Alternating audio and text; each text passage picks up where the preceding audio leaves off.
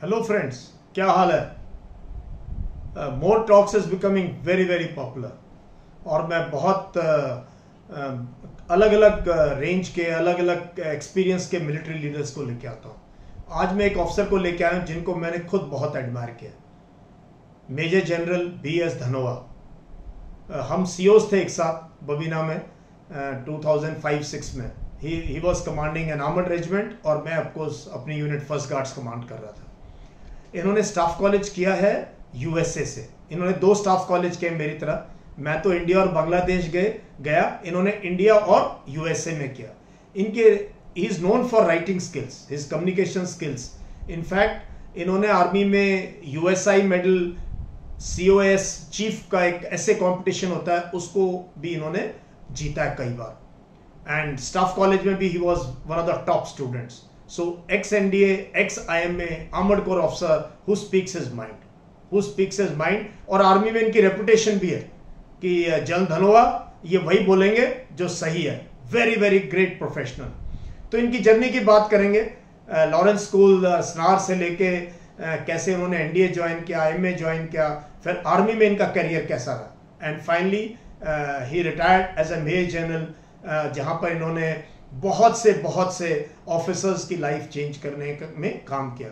इसके अलावा उन्होंने हमारी जो किताब है, ये जो मैन ऑफ स्टील, जो बहुत जल्दी रिलीज होने वाली है, इस बुक के अंदर बहुत ही इंपॉर्टेंट चैप्टर भी इन्होंने जो है, एक चैप्टर उन्होंने लिखा है, number 2 chapter, must read chapter. I think the finest chapter, one of the finest chapters इस किताब के अंदर जनरल धनोआ ने लिखा है। So friends, listen to him. उनका एक्सपीरियंस, उनकी बात आपको काफी कुछ इंस्पायर करेगा और आप एक बेहतरीन आर्मी अफसर की बातें सुन सकोगे। सो मजे से देखो ये इंटरव्यू। Thank you. जय Hind.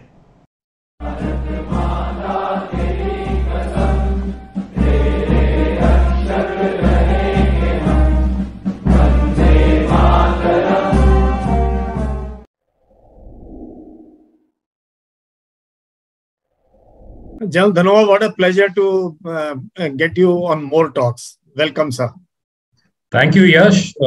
I have got experience now with all the, Agniveer and Agnipath, television interviews that I have done. Now I feel confident enough to face you on camera. नहीं, you were very reluctant. वो मेरे को बताया कि general Dhanoa का तो agree नहीं करते हैं। मैंने कहा चलो रिक्वेस्ट करके देखो कि शायद मान जाए, और आपके साथ शेयर किया प्लेटफॉर्म NDTV पे, एक तो उसमें बहुत अच्छा लगा रियली। आई थिंक और यही पूरी फौज में चल रहा है कि ये 2 इंडियन आर्मी के जनरल्स हैं जो सेंस वाली बात कर रहे हैं और इस स्कीम के बारे में सही मुद्दे भी उठा रहे हैं। चलो देखो आगे जाके होता है क्या। हाँ, आई नो सर। बच्चे अभी भी बहुत डिस्ट्रेस में, स्पेशली जो जिनका सी बचा हुआ था, जिनका कॉल लेटर आई थी, उनके साथ तो बहुत नाइंसाफी है।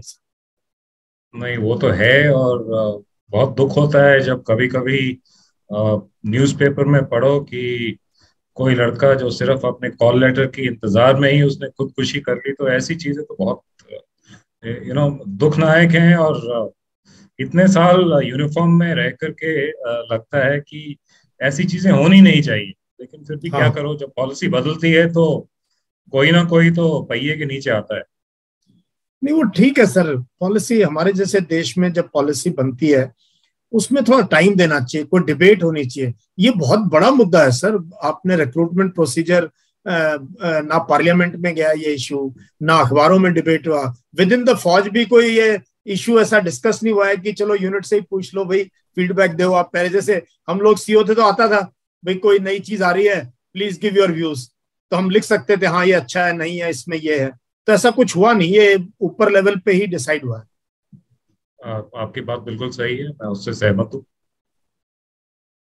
चलो सर, यहाँ तो सर मोर टॉक्स में आप जैसा एक ऑफिसर आए जो such accomplished officer is really an honour. Sir just tell me, आपके स्कूल के बारे में थोड़ा बताओ, और जब आप NDA गए, just take us that part of your life sir. वो कैसा था, कहाँ था, आपके बचपन की यादें कैसी हैं सर NDA तक? आज ही मैं पता नहीं कैसे कुछ लिख रहा था अपने यंग चाइल्डहुड डेज के बारे में।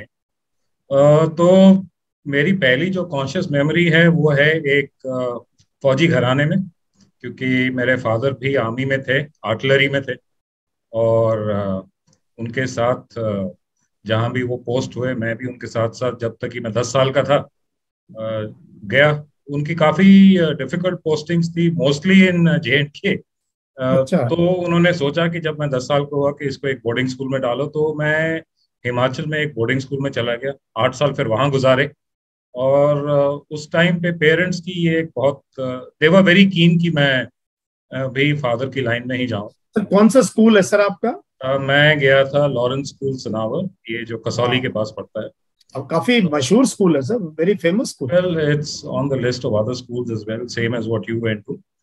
हम तो एंड मिलिट्री स्कूल गए थे सर, हम तो मिलिट्री स्कूल गए थे, वो नहीं, तो बहुत अलग सनावर भी टाइप एक का। मिलिट्री स्कूल है अगर आप देखोगे। एक्चुअली अभी सनावर के इस साल 175, आई थिंक 175 ईयर्स की सेलिब्रेशन है। तो ये स्कूल एक्चुअली सेटअप हुआ था ब्रिटिश ईस्ट इंडिया कंपनी और ब्रिटिश इंडियन आर्मी के टाइम पे। जो उनके नॉन कमीशन्ड ऑफिसर्स थे, तो वो अपने बच्चे वापस ब्रिटेन नहीं भेज पाते थे। अच्छा। तो उन बच्चों की पढ़ाई के लिए एक छोटा सा स्कूल 1847 में ये सेटअप हुआ था। और ये मिनिस्ट्री ऑफ डिफेंस के नीचे आया जब हम 1947 में हमारी इंडिपेंडेंस हुई। और फिर मिनिस्ट्री ऑफ डिफेंस ने इसको मिनिस्ट्री ऑफ एजुकेशन के नीचे ट्रांसफर कर दिया था। लेकिन अब भी कई चीज़ों के लिए कुछ एक अपने इंफ्रास्ट्रक्चर रिक्वायरमेंट्स के लिए ये अभी भी आर्मी के ऊपर थोड़ा डिपेंडेंट है। तो इसकी ट्रेडिशन एक मिलिट्री स्कूल की ही रही। अच्छा, तो ये जैसे मैं कह ये रहा नहीं था मुझे कि पता था। मैंने स्कूल फिनिश करने के बाद पेरेंट्स काफ़ी इच्छुक थे कि मैं आर्मी में जाऊं, so I appeared for NDA along with many other classmates of mine. But that time, slowly, Sanawa was losing that connect with the army. Not too many applied.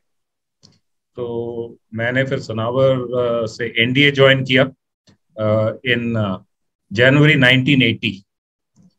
और 1980 मेरा कोर्स था 63rd NDA।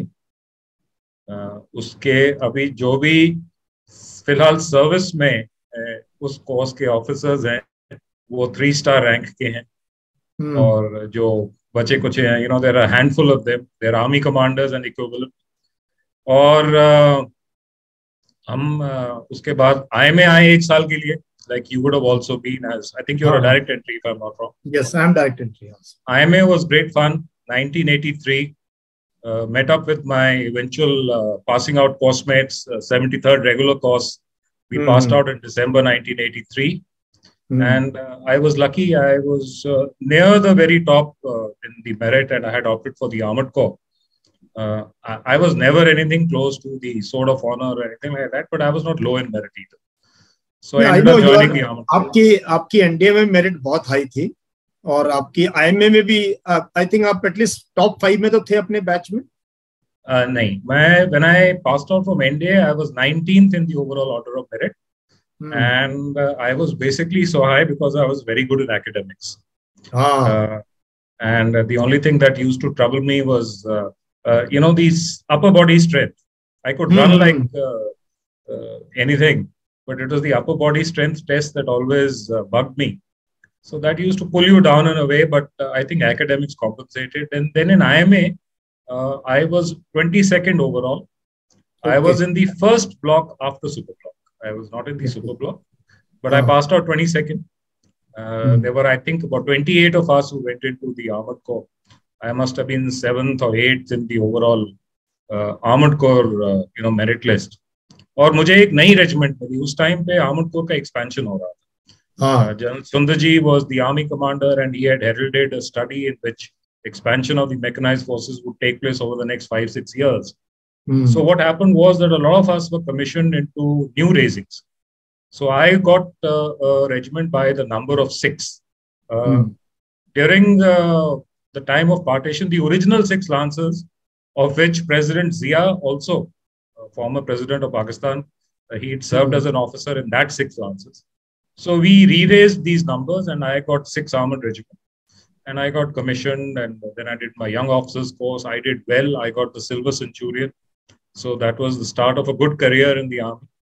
My regiment was वही in वही मैं कह रहा Punjab. हूँ कि यू आर नोन, आप की रेपुटेशन है, और मैंने तो आपको, we were COs together in the same brigade, उसकी बाद में बात करेंगे। बट आपकी जो अंडरस्टैंडिंग है, आपकी जो कम्युनिकेशन स्किल्स है, written as well as spoken, वो बहुत रिफाइंड थी स्कूल से के टाइम से, एनडीए से। अब मैं ना आगे जाऊं इससे पहले, क्योंकि मेरे यूट्यूब चैनल को बहुत बच्चे फॉलो करते हैं सर, जो एस्पायर करते हैं, जिनकी आंखों में सपने हैं स्टार्स के, वो फौज में ऑफिसर बनना चाहते हैं। बहुत से सिविल सर्विसेज एस्पायरेंट्स मेरा चैनल देखते हैं पर्सनालिटी डेवलपमेंट के लिए, कम्युनिकेशन के लिए। तो सर ये बताओ मुझे, फॉर यंग पीपल सर, आप क्या एडवाइस करोगे? आज जो समझ लो 16 साल से लेके 21 साल के बीच में लड़के लड़कियां हैं जो किसी भी इसमें ऑफिसर बनना चाहते हैं, how do they develop their ability to speak, ability to write sir? Basically आपने क्या किया था? What was your strength? You know, you asked a very good question. And if I look back to my school days, you know, in a boarding school, life is a little different. You learn to communicate at different levels with your classmates, of course, with seniors. You have to be deferential, but at the same time, you have to hold your own. Then with your teachers, housemasters, so many other people. But more than anything else, I think language matters, and that is something which I was blessed in school, that we had very good language teachers, both Hindi as well as English, Punjabi as well.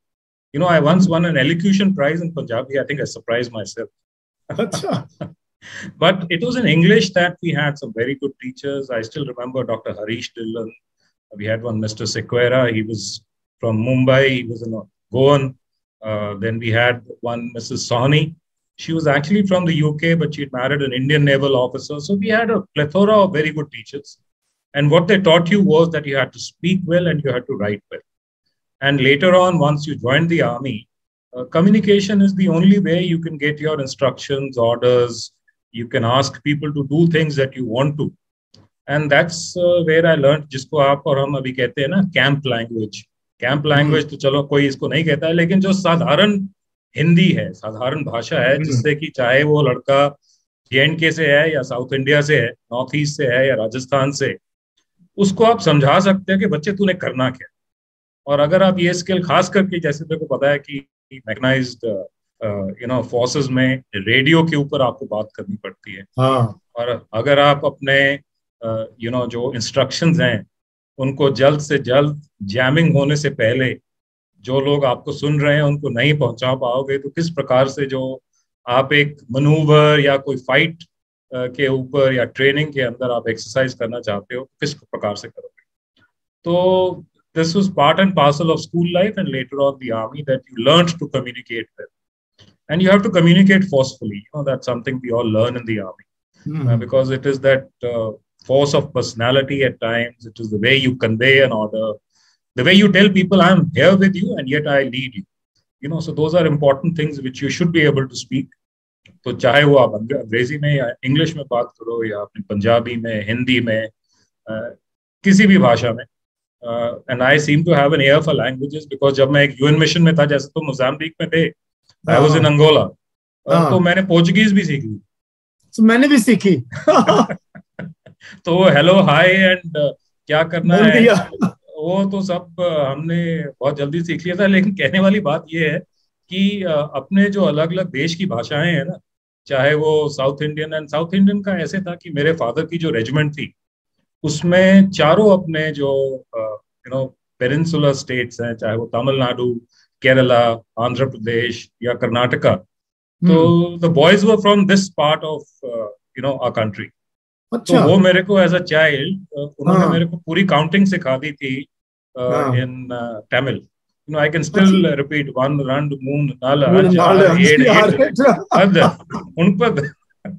you know, so I could speak a lot of languages, and I think that's something which our boys must learn, that be one with the people that you are, है ना। तो नहीं sir, ये आपने बात बताई, लेकिन ये मैं देखो, आप और मैं, आप लॉरेंस स्कूल चले गए, हम मिलिट्री स्कूल चले गए, तो we got an atmosphere. But sir मैं उन बच्चों के बारे में पूछ रहा हूँ सर, हमने देखे कितने एसीसी से बच्चे सर, आपकी यूनिट से मेरे, हम कितना एंकरेज करते थे उनको कि ऑफिसर बन जाओ, प्रैक्टिस करो, ये करो। और जो who are not fortunate to go to a boarding school, उनके लिए what will you recommend sir to improve communication skills? जैसे रीडिंग है तो व्हाट शुड दे, मतलब if you can, if you have some idea कि भाई। मैंने कभी इसके ऊपर ज्यादा ध्यान तो नहीं दिया, लेकिन जितना आप ज्यादा पढ़ोगे, you know, in the sense you read books, चाहे मैगजीन पढ़ो किसी भी लैंग्वेज में। और मैं आपको एग्जांपल दे सकता हूँ, मेरे ही फैमिली वाइफ की तरफ से वेरी वेल अकम्पलिश्ड पीपल, तो जब वो स्कूल में पढ़े और वो भी गांव के स्कूल थे, तो उन्होंने क्या किया कि वो रेडियो के ऊपर बीबीसी न्यूज लगा के और फिर उसी प्रकार से बोलने की कोशिश किया करते। तो आजकल तो कितने डिफरेंट मीडियम्स हैं, YouTube is a major channel, और भी मीडियम है, इंटरनेट अवेलेबिलिटी है। तो आजकल तो the ability to be able to understand how to speak is through so many different forms of media. So practice is something which I think everybody has to do. If you feel that you are not good at something, then try again. Practice makes perfect. I agree with you. In fact, sir, आपको हैरानी होगी, मेरा एक online communication course चलाता हूँ sir मैं, जिसको I must subscribe to it then. नहीं, आपके लिए नहीं है, आपको मैं इंस्ट्रक्टर लेके आऊंगा उसमें, to tell them about your communication skills. तो उस कोर्स का नाम है BOCC, basic officers communication course. इसमें गांव देहात के बच्चों को सर हम 3 महीने के लिए लेते हैं, और 3 महीने जब वो निकलता है ना बच्चा, निकलती है लड़की, उनका कॉन्फिडेंस, उनकी पर्सनैलिटी, ये नहीं मैं कहता वो स्नार के टाइप हो जाते हैं Lawrence, but they become very confident, they become very, फिर ना वो let me dispel this myth that everybody who comes out from Lawrence School Sanaa is an accomplished speaker. It doesn't happen that way. We have some guys who are my classmates from that time, and you know, some of them can still remain tongue tied even 40 years later. तो है. You know, that I agree with you. But the fact of the matter is, yes, you know, going to a school where language is emphasized upon, where communication skills are emphasized upon, that gives you a head start. And like you said, for children who come from more rural backgrounds, or you've not had that kind of an education, for them, what you're doing is, I think, stellar service. It's really good. तो उसमें ना बहुत मजा आता है sir, मैं उनकी हफ्ते में 1 दिन सेशन लेता हूँ उनके साथ, और एंड आई कैन सी ना सर, जैसे हम तो देखो सर, हम सिपाही को देख के बता नहीं सकते उसका मूड कैसा है, अच्छा है, नहीं इम्प्रूव हुआ, नहीं हुआ। तो ये बच्चे जब मेरे स्क्रीन पे आते हैं ना सर, तो मैं I can see in their eyes, उनके कॉन्फिडेंस में जो बात करते हैं कि यार ये तो बच्चे महीने में, 1.25 महीने में चेंज हो गए। They are taking part in group discussions, they are taking part in lectures, they are मतलब very innovative. I have a crack team sir, mostly ladies in this, young ladies all across the, I've not even met my team, everything is remote working, so okay. they conduct very good exercises sir इनके लिए, बच्चों के लिए। तो उनका ना छोटे छोटे ग्रुप में कॉन्फिडेंस बढ़ जाता है, घर वाले हंसेंगे, दोस्त हंसेंगे, यहाँ कोई केरला वाला बैठा है, कोई लद्दाख वाला बैठा है, आपको कोई प्रॉब्लम नहीं है, so you can speak your mind, so this is a good thing. चलो अच्छा सर, ये तो चलो अभी बात करेंगे सर, आप यूएस से गए सर स्टाफ कॉलेज करने के लिए, that must be a high point आपकी सर्विस में। Well, it was, I guess I was lucky, because मैंने तो अपने 94-95 में वेलिंगटन में जो इंडियन आर्म्ड फोर्सेस का ट्राई सर्विसेज कॉलेज है, DSSC, मैं तो वहाँ कोर्स करके नॉर्मली अपनी स्टाफ ट्रेनर वगैरह कर चुका था। और उसके बाद मैं एक अपना जो UN सेल होता है दिल्ली में, स्टाफ ड्यूटीज डायरेक्टरेट के नीचे, मैं वहाँ पोस्टेड था। वहां से मैं सीनियर कमांड कोर्स के लिए गया, सीनियर कमांड कोर्स में अच्छा किया, वापस आया। वापस आने की मेरे ख्याल तकरीबन 6 महीने के बाद 2002 में ये call I suddenly MS military secretary branch से इंटरव्यू के लिए। मेरे साथ 2 और बहुत होनहार ऑफिसर थे, उनमें से एक तो अभी DGRT हैं, और तो हम 3 उस इंटरव्यू पैनल में थे, और मेरी सिलेक्शन हुई 2002 जून में। मैं 1 साल के लिए फोर्ट लेवनवर्थ, और फोर्ट लेवनवर्थ एक ऐसी जगह है, वहाँ पे मिलिट्री प्रिजन है, फेडरल प्रिजन है, स्टेट प्रिजन है, तो लगता है कि प्रिजन्स की इंडस्ट्री है वहां पे। तो ये अच्छा। बहुत बड़ी जोक होती थी कि I have done time in Leavenworth. तो हमने भी 1 साल किया लेवनवर्थ में। हम्म। और स्टाफ कॉलेज जो यूएस आर्मी का है स्टाफ कॉलेज, वहां पे मैं 1 साल रहा। मेरी वाइफ, मेरे दोनों बच्चे भी मेरे साथ जा पाए। ये मैं समझूंगा कि ये इंडियन गवर्नमेंट की तरफ से हमें बहुत बड़ी अपॉर्चुनिटी मिली। और वहां से आने के बाद 2003 में मैं फिर अपनी यूनिट आ गया था जहाँ पे हम मिले थे। आपकी बटालियन और मेरी यूनिट एक ही ब्रिगेड में थी। हम्म। और वो 1 साल जो मैंने यूएस में काटा, वहां पे भी कम्युनिकेशन स्किल्स के ऊपर बहुत एम्फोसिस था। और वहां पे मेरे जो रिटन स्किल्स हैं वो बहुत इम्प्रूव हुए।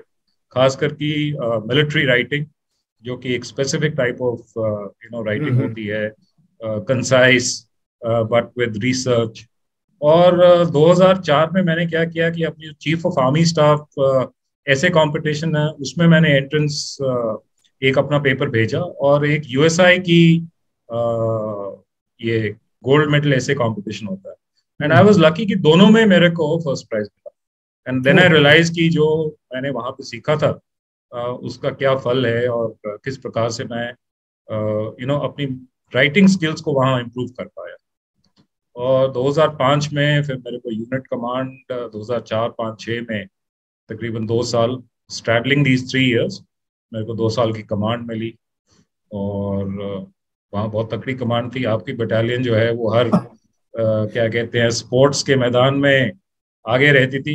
पर मैं अभी आपको बताना चाहूंगा, मेरी यूनिट फिर वापस उसी ब्रिगेड में है, हाँ वही है। हाँ, सब मैं भी गया था। और इस टाइम वहां पे जो गार्ड्स बटालियन है वो एक न्यू रेजिंग है। और 23 उसको गार्ड्स। अभी उसको अभी कंपटीशन मिलता है, एंड जिसमें 6 आर्मर्ड रेजिमेंट हमेशा आगे रहती है। तो इट इज वेरी इंटरेस्टिंग कि the tables have kind of turned over there हाँ, from what it was back in our times. मैं भी गया था सर वहाँ। मैंने साइकिल चलाई वहाँ, 2-3 दिन रहा मैं। एक लेक्चर के लिए बुलाया था उन्होंने मुझे, ओके, एथिक्स एंड मॉरल्स पे। तो आई मैं सी वहां आई गया, सी। तो हाँ, तो मैंने पूरा पूरा साइकिल पे घूमे वहां पे। बहुत अच्छा लगा जहाँ हम लोग बीपीटी दौड़ते थे, और रंजीत ग्राउंड और ये सब। And I met your CO also, जो कि उस टाइम हाँ लेफ्टिनेंट था। हम सीओ, हाँ, तो बिल्कुल। वहां जितने सीओ मिले ना, उन्होंने हमें एस सीओ देखा हुआ था सर। करेक्ट तो correct. Including AD, engineers, RT, कई बच्चे ऐसे ऑफिसर्स मिले, सीओस थे, एंड दे कुड रिलेट कि सर आप सीओ थे। तो हमें ना वो याद है। तो मुझे लगा कि हाँ चलो, हम शायद जब सीओ थे काफी हद तक, सीनियर माने ना माने, जूनियर तो समझते थे रोल मॉडल है थोड़ा बहुत। No, that's good. That is good, and they would be very happy to see you now in your new avatar as a mentor and as a distinguished speaker, I'm sure. हाँ, तो बहुत अच्छा लगा sir, वो भी हुआ। और आप जब यूएस की बात कर रहे थे ना सर, 2002 में, मेरे साथ भी ऐसा हुआ सर। मैंने डीएसएससी किया 96-97 में सर, स्टाफ कॉलेज। और मैं फिर बीएम करके, कंपनी कमांडर करके, मेरे को आरआर भेज दिया सर फौज ने।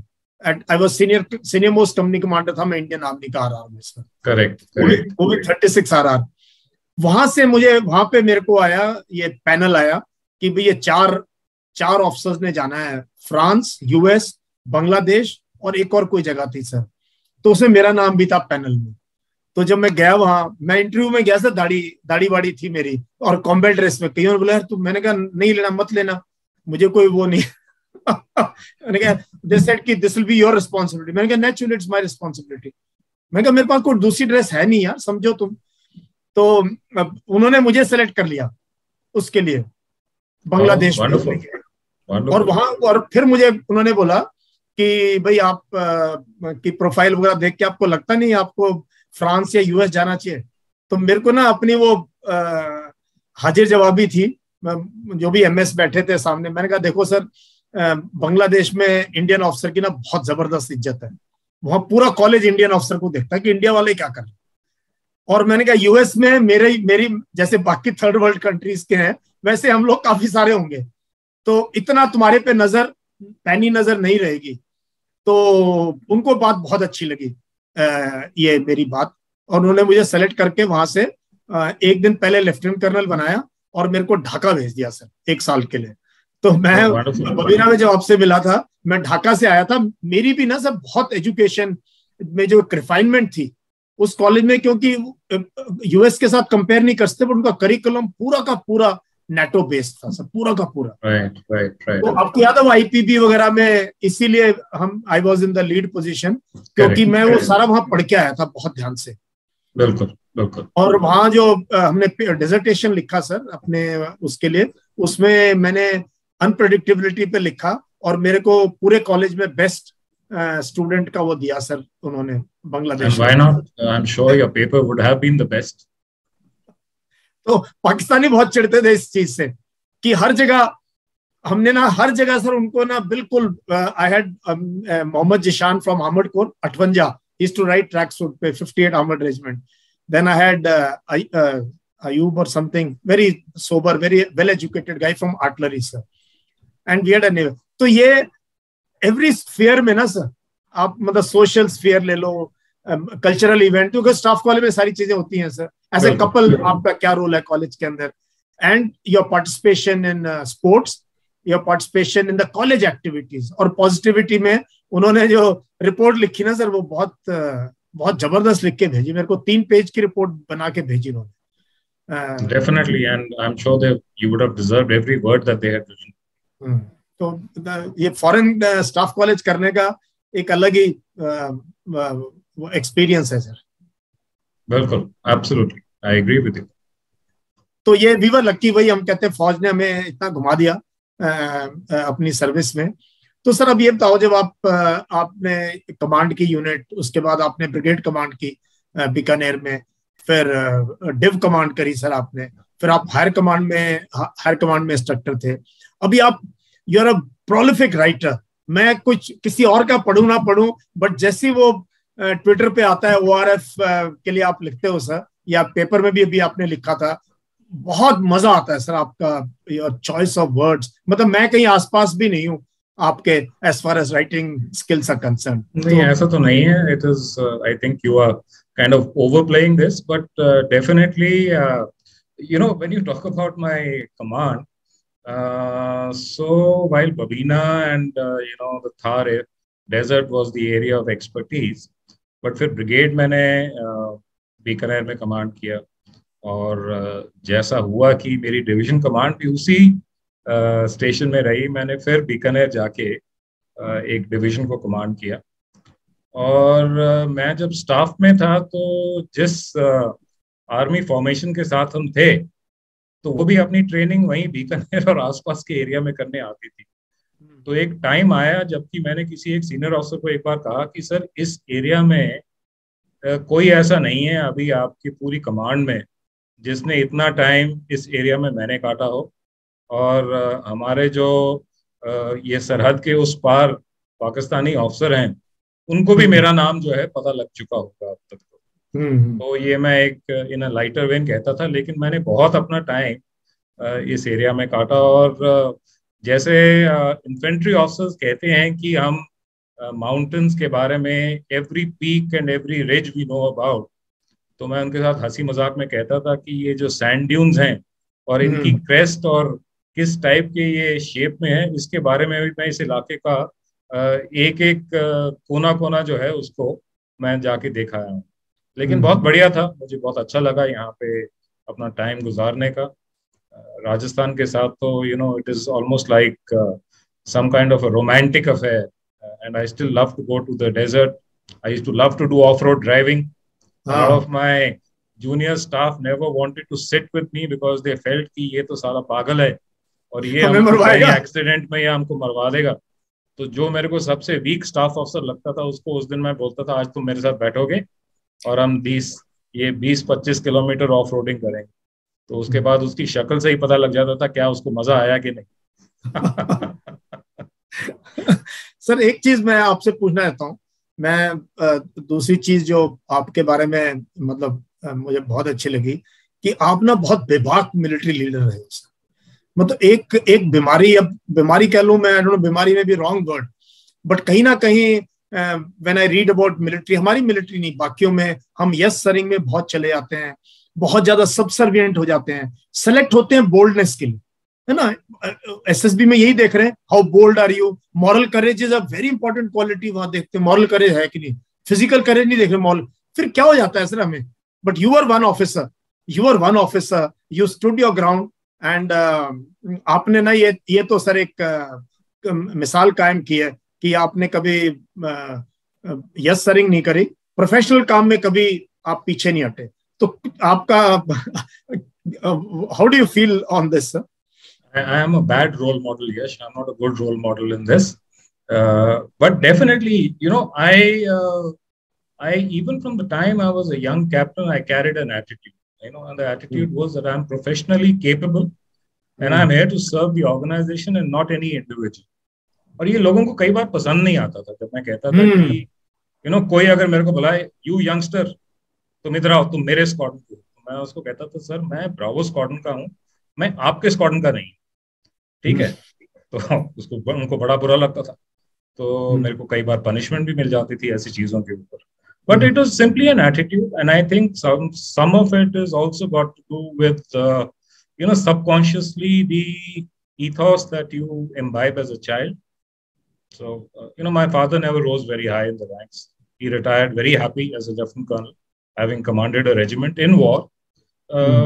And my mother was a God-fearing lady. But I think she did imbibe in us to be truthful, to be straight, not speak a lie. So these are some of the values that you pick up, and they stayed with you. For good or for bad, I don't know.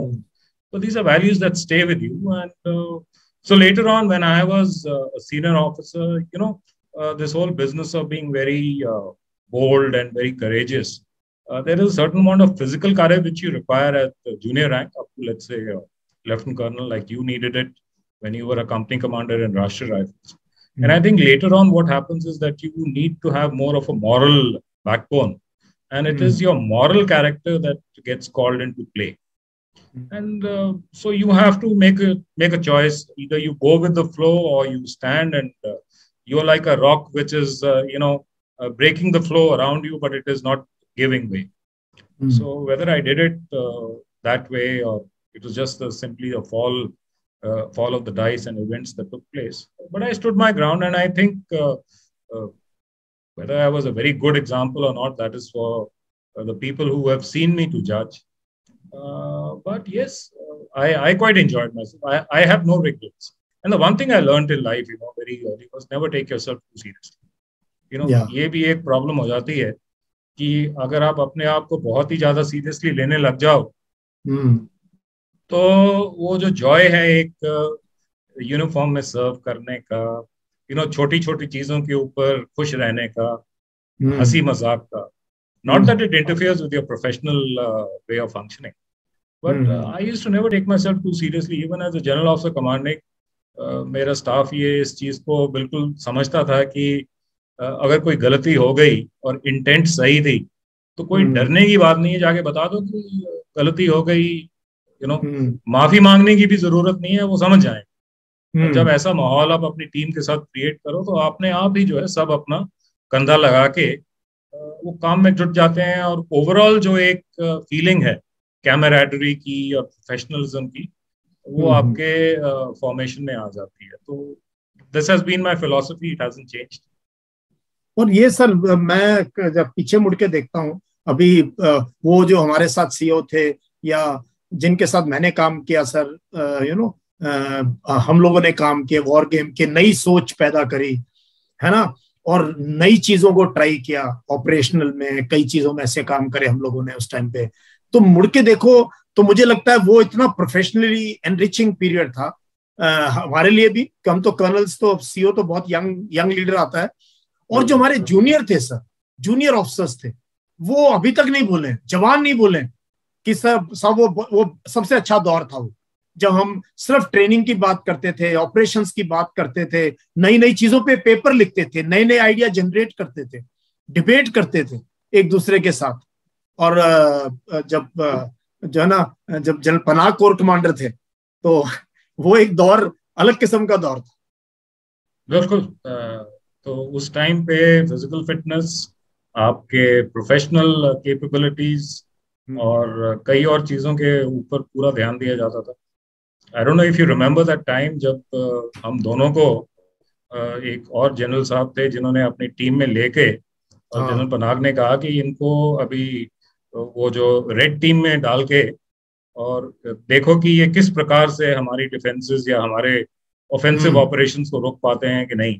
और हम्म। उस time पे कईयों को जो subordinate commanders लेकिन हमारे से seniors थे, उनको लगा कि हमको ज्यादा ही फेवर किए जा रहे थे ऐसी चीजों के लिए, लेकिन वो टाइम ऐसा था कि वो बेस्ट आइडियाज को आगे लाना चाहते थे।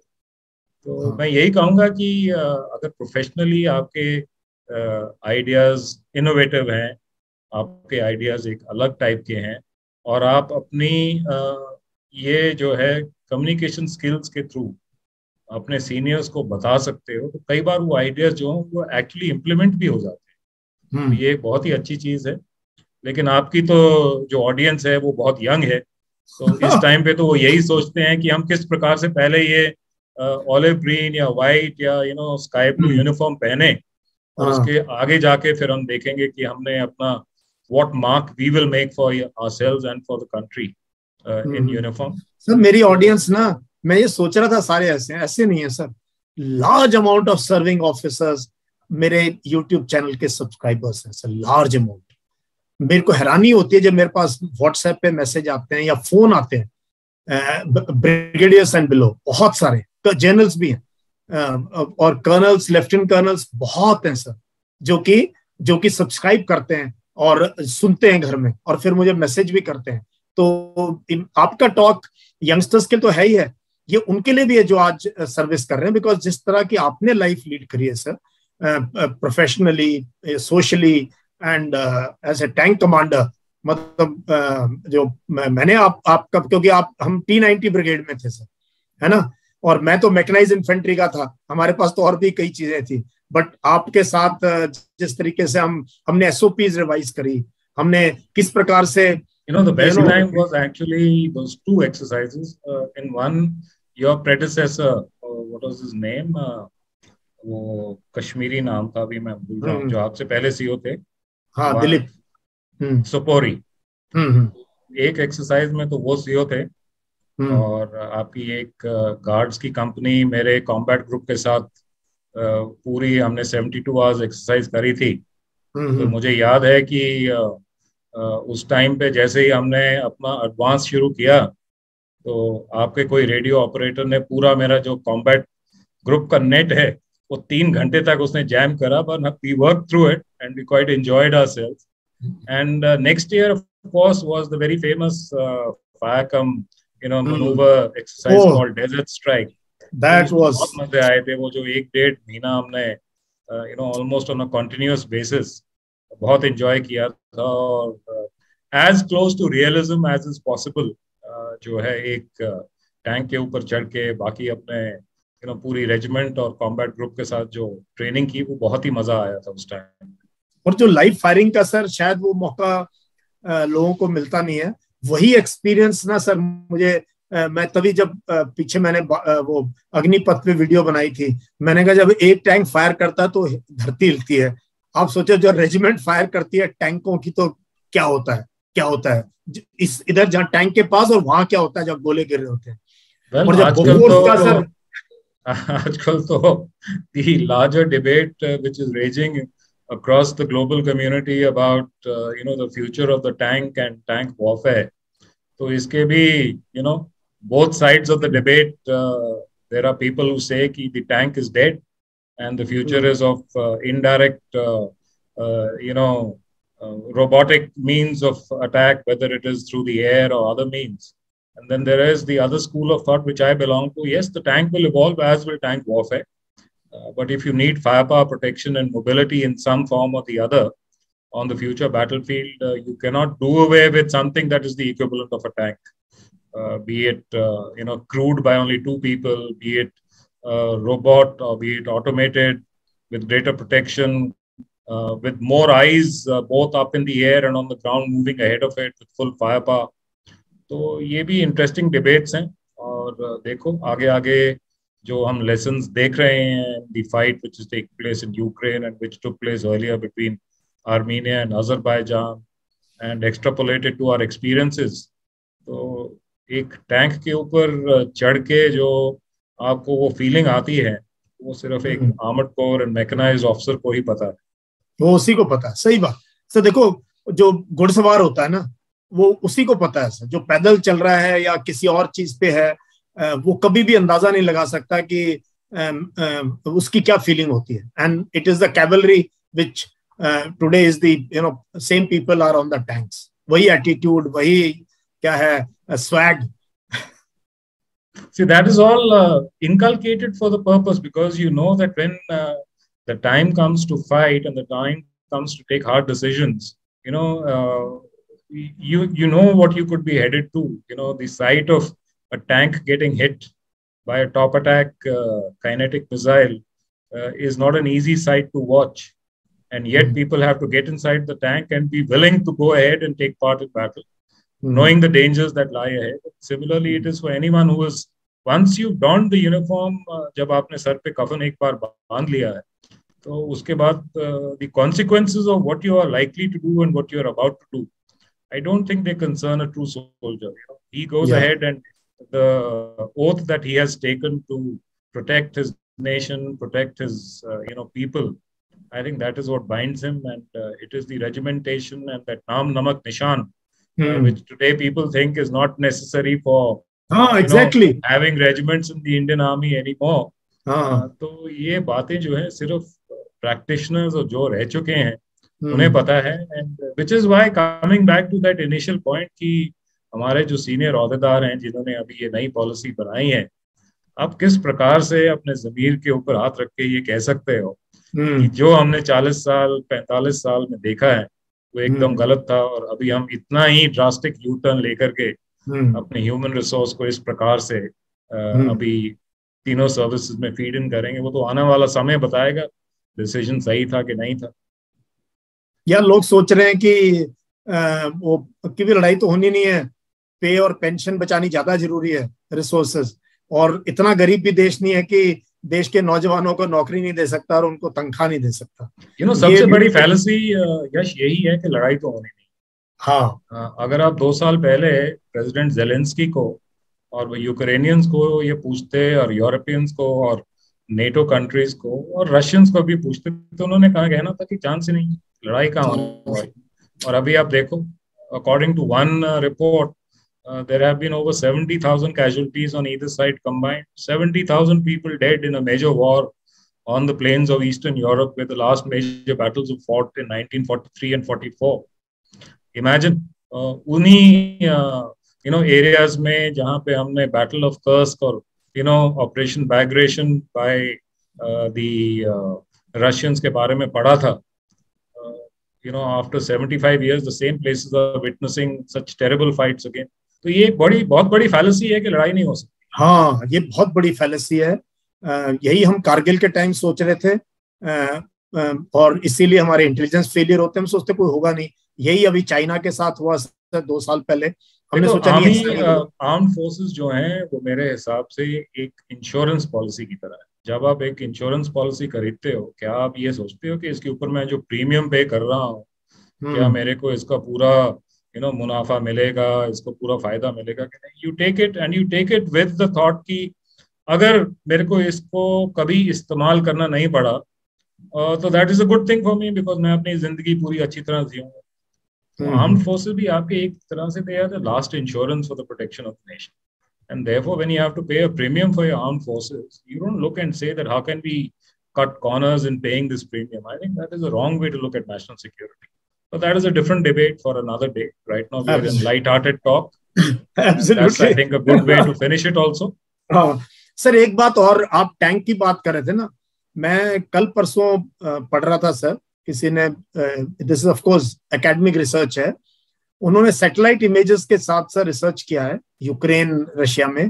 Trench warfare has come back sir, और 700 800 मीटर लंबी ट्रेंचेस खुदी हुई हैं सर, एंड वही एक तरीका बचा हुआ है इन्फेंट्री को बचाने का सर फ्रॉम असॉल्ट। तो ट्रेंच वॉरफेयर, आपको मैं लिंक भेजूंगा, पढ़ना, मुझे बहुत इंटरेस्टिंग लगा कि, और ये 2014 में भी हुआ था सर, जब इन्होंने रशियंस ने क्रीमिया और इस रीजन को कैप्चर किया था। सो ये नहीं हम कोई चीज कह सकते गई ये चीज कि अब लड़ाई जो है ना, ये सबसे पहला सेंटेंस ये होता है हाईटेक हो गया लड़ाई, शॉर्ट लड़ाई होनी है, पता नहीं कहां से ये क्लीशेड मारते एक के बाद एक और सब मानते हैं यही होना, अब यही होना। अब ट्रेंच वॉरफेयर सर वो बता रहे हैं कि दोनों साइड ट्रेंचेस यूज कर रहे हैं सर। बिल्कुल, जब करेंगे, जब दोनों साइड जो हैं their main battle, or let's say the main weapon of battle is artillery.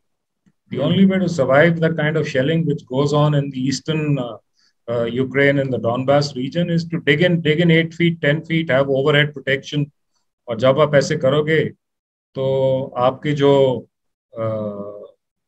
Trenches and communication trenches, उसके साथ आपके रहने की जगहें, जब वो सब कनेक्ट अप होंगी तो naturally extended trench lines like what you're seeing as and what you rightly said, they must be visible from satellite imagery. These will come back into play, but that also tells you that it's grinding attrition, which is probably what is happening over there. And while the Russians are making advances because they are the larger military machine and they seem to have more staying power, but at the end of it, what are the gains, what are the losses? Well, that's for people who study this to decide. But yeah, I agree with you that you cannot ever discount any form of warfare.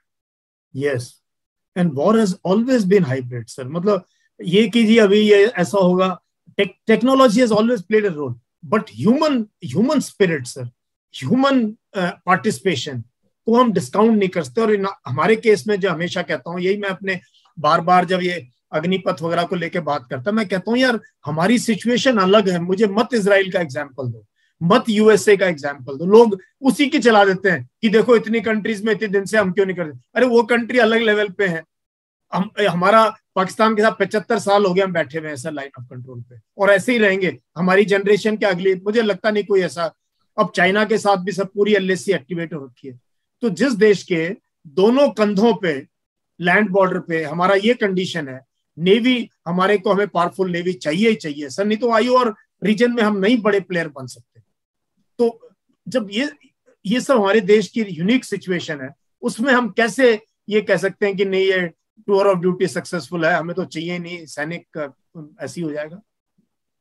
Yeah, anyway, that is for those who are in uniform to figure it out.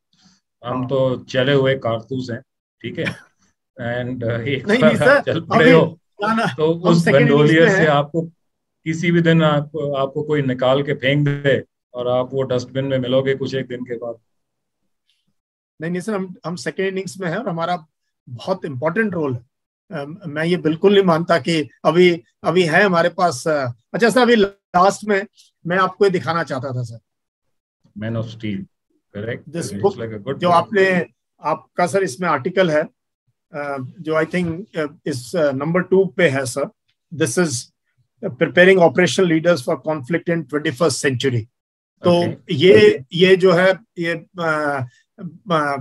इस book में जल Dhanoa has written this article, एंड ये article मैं तो recommend करूंगा कि anyone who has interest in military affairs, anyone who wears uniform और एनीवन हु हैज फ्यूचर पढ़ना जरूर चाहिए कि किस टाइप के लीडर्स हमें। सर लीडरशिप पे लास्ट आपका जो बिल्कुल, और देखो अभी यश मोर बहुत ही सटल जो है प्रमोशन कर रहा है अपनी किताब की। आप सब जाके इस किताब को खरीदिए और सारे चैप्टर्स पढ़िए। मेरा एक छोटा चैप्टर है उसके ऊपर on leaders and how to prepare them. And yes, the reason why I was happy to write this is because in my final appointment before I retired I was actually doing something on similar lines, that I was preparing future Indian Army and Navy and Air Force, mid-career leaders for future roles. So I felt that some of the things that I was doing was something that I could put down as a part of this chapter. And so when you and General AK gave me this idea, I was quite happy to do it. And so these are my thoughts on how to improve the overall efficiency of operational level leaders. And जैसे आपके कई एक दर्शकों को पता है कि tactical, operational और स्ट्रेटेजिक 3 लेवल होते हैं लीडरशिप के, तो ये इस मिडिल लेवल को टारगेट करता है, which has a connect both with tactical as well as the strategic. और कई जगह सर ये क्लियर कट होता भी नहीं है। टैक्टिकल एक्शन जो है स्ट्रेटेजिक लेवल पे उसकी मतलब इंपॉर्टेंस हो जाती है। तो कहीं ना कहीं ये तीनों जैसे गलवान में हुआ, ये टैक्टिकल लेवल का था बट इशू तो स्ट्रेटेजिक था ना। स्ट्रैटेजिक था तो चलो इसके बारे में मैं अभी बात नहीं करूँ। ये चीजें सोचने वाली होती हैं कि how things can spiral out of control. Out of. And कई बार छोटे से छोटे एक्शंस जो हैं उनका नेशनल और इंटरनेशनल लेवल तक रैमिफिकेशंस होते हैं। और ये सिर्फ हमारे देश के अंदर ही नहीं, ये सारे देशों में होता है। Because after all we are human, and human beings are not robots, they are not machines, they have emotions. And when intellect, emotion and passion, they come into play, this is something that Clausewitz spoke about, the trinity that he talks about. And when these three come into play, reason, passion and your thought, so the interaction can never be predictable. तो वही बात आ गई unpredictability के ऊपर। And if you are trained and you have thought through unpredictable consequences, maybe you will be slightly better trained to take the decision when you are faced with such a situation. In the end, this is my last this thing to you. What is your advice to the young leaders, sir? Young leaders means in civil, in military, anywhere. Young leaders of India, sir. Be like Yash More. That is my sincere advice to all of them. Don't be like P.S. Dhanwa and the others. Be like Yash More. Be active. Be always passionate about what you wish to do. Don't be lazy. I'm an extremely lazy person. So don't be lazy and force yourself to do things which you don't want. ये तो बहुत आसान है कि जो चीजें आपको अच्छी लगती हैं। अभी मेरे को ड्राइविंग बहुत अच्छी लगती है, तो मैं रोज गाड़ी के स्टीयरिंग व्हील के पीछे बैठ के कहीं ना कहीं घूमने निकल जाता हूँ। लेकिन फिर फिजिकल एक्सरसाइज तो मैं करता ही नहीं। So you must go for a cycle, for a long ride on your bicycle, go and do some swimming, go and run in the stadium, keep yourself physically fit, keep yourself mentally occupied, and at the same time, like I said, my final advice, never take yourself too seriously. That advice is for me. No, I think you are a correct blend. ज़्यादा seriously नहीं लेते। अगर लेते होते तो अभी आप you might have still been churning your life in uniform. Sir, thank you very much, sir. बहुत बहुत मजा आया। मैं आपके साथ घंटों बात कर सकता हूँ। मतलब थैंक यू यश। एक सेकंड में मुझे ये नहीं लगा कि मैं घड़ी देखूं या मैं देखूं कितना टाइम हो गया है। तो इसी नोट पे मैं आप सबको जय हिंद बोलता हूँ। धन्यवाद Yash, and thank you for giving me this opportunity to talk to you. Thank you sir. You take care. Thank you sir. जय Hind sir. See you then.